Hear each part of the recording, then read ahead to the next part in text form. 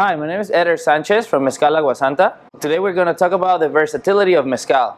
As it is a spirit that is very well enjoyed on its own, you can also mix it with ingredients from all over the world and make a beautiful cocktail.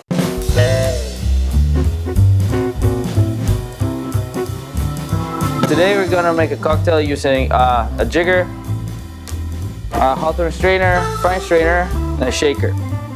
Our first ingredient is going to be some lime juice to give the cocktail acidity, as well as yuzu, which is a Japanese lemon.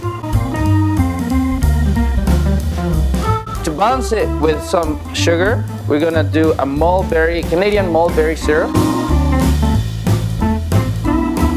as well as Luxardo Maraschino liqueur.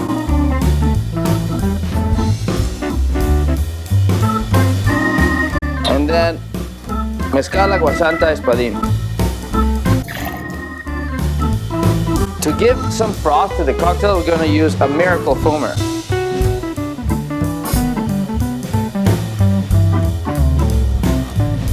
And then we're going to shake it nice.